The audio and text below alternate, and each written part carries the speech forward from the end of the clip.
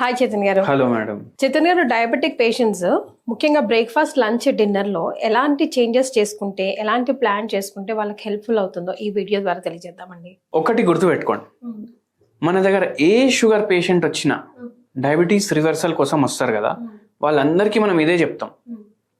Daily ఒక మీల్లో millet ఉండాలి. ఒక మీల్లో మిల్లెట్ ఉండాలి. ఓకే. జొన్నలు, రాగులు, కొర్రలు ఏదో ఒకటి ఉండాలి. అది ఏ రూపంలో అయినా ఉండాలి. ఒక మీల్లో రైస్ ఉండాలి. ఓకే. అందరు ఏమనుకుంటారు, రైస్ తినొద్దు అనేసి అనుకుంటారు. ఒక మీల్లో మిల్లెట్స్, ఒక మీల్లో రైస్. ఇంకో మీల్ మీరు ఫ్రూట్ అన్నా, సాలెడ్ అన్నా, వెజిటేబుల్స్ పెట్టుకోవాలి. 3 మీల్స్ అయిపోయినాయి కదా. అందరికీ ఇదే చెప్తాం. కానీ వెరీ ఇంపార్టెంట్లీ ఒకటి మీకు చెప్తాను, దాని బదులు ఒక కేసు కూడా చెప్తాను. ఒక పేషెంట్ కూడా ఇట్లనే వచ్చిండ్రు. HbA1c 9 ఉండే. ఓకే. ఏజ్ 40 ఉండే. ఎంత ఉండాలి 40 ఏజ్ కి? 40 ఏజ్ ఉన్నా, ఏ ఏజ్ ఉన్నా, ఇప్పుడు కొత్త ఏవైతే నార్మ్స్ వచ్చినాయి దాని ప్రకారం 5.7 కింద ఉండాలి. ఓకే. అయితే ఏమైంది, మనం చెప్పినాము ఒక పూట జొన్న రొట్టె తినాలి, ఒక పూట మీరు ఫ్రూట్స్ తినాలి, ఒక పూట రైస్ తినండి. సరే, హెల్ప్ అయినరు. 4 months తర్వాత మళ్ళీ HbA1c చేపిస్తాం మనం. మళ్ళీ 8 వరకే వచ్చింది. నేను అనుకున్నా 6 కిందికి రావాలనుకున్నా. ఓకే. 8 వచ్చింది. మనం అడిగినాం, ఏమైనా బయట తింటున్నారా అంటే లేదు. ఏమైనా ఎక్కువ ఆయిల్ వేసుకుంటూ తింటున్నారా అంటే లేదు. మళ్ళీ ఎందుకు ఇట్లా వస్తుంది అంటే మనం క్వాంటిటీ అడిగినాము. ఓకే. మనం ఫ్రూట్స్ నైట్ టైం తినమన్నాము. ఈయన జొన్న రొట్టె నైట్ తింటుండే. మళ్ళీ ఒకవేళ జొన్న రొట్టె నైట్ తింటే కూడా ఒకటే జొన్న రొట్టె తినాలి. ఈ సార్ 5 జొన్న రొట్టెలు తింటారు. 5 చాలా ఎక్కువ, చాలా టూ మచ్. అది నైట్ టైం. అయితే ఎందుకు అంత అంటే నాకు ఆకలి అవుతుంది, నేను కంట్రోల్ చేసుకోలేకపోతున్నా అని అన్నారు. అయితే వెరీ ఇంపార్టెంట్లీ ఏంటంటే మీరు ఏ ఫుడ్ తిన్నా దాంట్లో మనకు క్యాలరీస్ గురించి ఐడియా ఉండాలి. డెవలప్ నేషన్స్ ఉంటాయి కదా, US, UK, ఆడ చిన్న చిన్న పిల్లలకి స్కూల్లో నేర్పిస్తారు ఇది తింటే నీ క్యాలరీలు అనేసి. మన దగ్గర అది నేర్పియారు. కడుపు నిండాలనే చూస్తామే. కడుపు నిండా తిన్నారా లేదా అని ఆలోచిస్తారు అందరు. అవునండి. ఇక్కడ వరకు తినాలి అనేసి ఉంటుంది. జర లా ఉంటే అరే హెల్దీ ఉన్నాను అనేసి అనుకుంటారు. అయితే అది ప్రాబ్లం. అయితే ఇక్కడ ఏమైతుంది, ఎక్కువ క్యాలరీలు పోతున్నాయి, ఇంకా షుగర్ పెరుగుతుంది. అయితే మనం ఏం చేసినాము, నైట్ టైం ఒక జొన్న రొట్టె, ఏ కర్రీ తింటారు తినండి, కానీ కర్రీ ఏదైతే తింటారు అది ఫ్రైడ్ కర్రీ ఉండొద్దు. ఓకే. బెండకాయ ఫ్రై ఉండొద్దు, పులుసు ఉండాలి. దొండకాయ ఫ్రై ఉండొద్దు, ఏదైనా పులుసు చేసుకోవాలి. మీరు నాన్ వెజ్ తింటే కూడా చేపలు ప్రిఫర్ చేయండి, అది కూడా పులుసు. మీరు ఒకవేళ ఫ్రైడ్ ఫుడ్ తింటే ఇంకా ఎక్స్ట్రా క్యాలరీస్ పోతాయి. సో ఆ తప్పు చేయొద్దు నైట్. మళ్ళీ లంచ్ టైంలో మీకు కావాలంటే ఫ్రూట్స్ తినండి అని చెప్పినాను. Preferably fruits night time. And very important ఏంటంటే మార్నింగ్ మీరు బ్రేక్ఫాస్ట్ తింటే ఇడ్లీలు కానీ దోశలు కానీ తింటారు కదా, మీకు ఎంత తినాలనిపిస్తే దానికన్నా సగం తినాలి.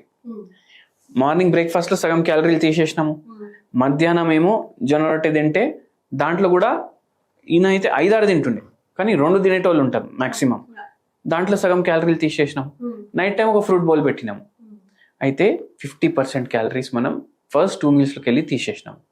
ఫ్రూట్స్లోకి వెళ్ళి కూడా క్యాలరీస్ తక్కువ పోతాయి బాడీలో, అక్కడ కూడా క్యాలరీస్ తీసేసినాం. దాంతోపాటు హోమియోపతి మెడిసిన్స్ ఇస్తాము.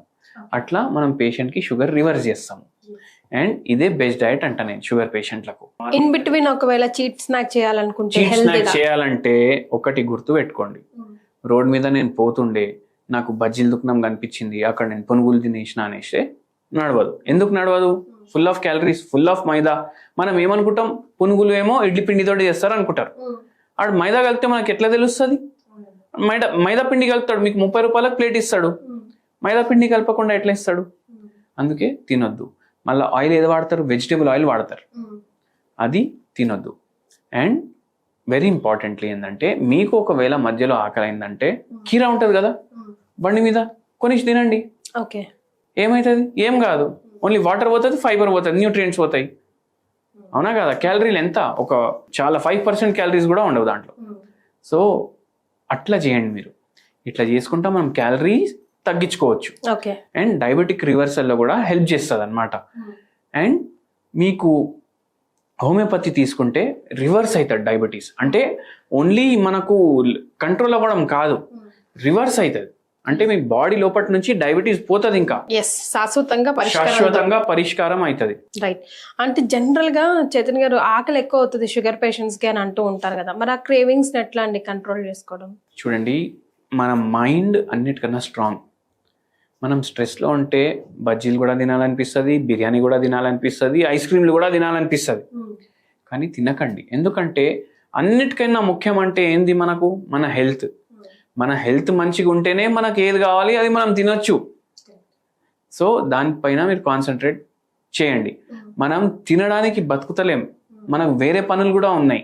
పిల్లల్ని చూసుకోవాలి, ఫ్యామిలీని చూసుకోవాలి, జాబ్ చేసుకోవాలి, ఈఎంఐలు కట్టాలి. అవన్నీ వదిలేసి నేను తింటా అంటే మనం పోతే ఇవన్నీ ఏడిపోతాయి, అవునా కాదా? సో అన్నిటికన్నా ఇంపార్టెంట్ హెల్త్. దాని మీద మీరు ఫోకస్ చేస్తే ఇవన్నీ మర్చిపోతారు. ఒక వాల్ పేపర్ పెట్టుకోండి ఫ్యామిలీది ఫోన్లో, మీకు ఇట్లా ఏమైనా తినాలనిపిస్తే అది చూడండి, ఆటోమేటికలీ ఆ డిజైర్ పోతుంది. కానీ మనిషి అన్నాక టేస్టులు చేయాలి కదా చైతన్య గారు. టేస్టులు చేయాలంటే ఇంత బుక్క వేసుకొని వదిలేసేయండి. ఇంకా ఆ టంగ్ ని సాటిస్ఫై చేయండి. మీ మైండ్ సాటిస్ఫై అయిపోతుంది. మీ మైండ్ మీ కంట్రోల్లో ఉండాలి, మీరు మీ మైండ్ కంట్రోల్లో ఎప్పుడు ఉండొద్దు. Exactly.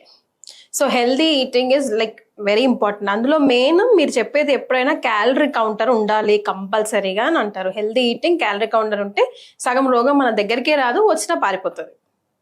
Thank you so much అండి.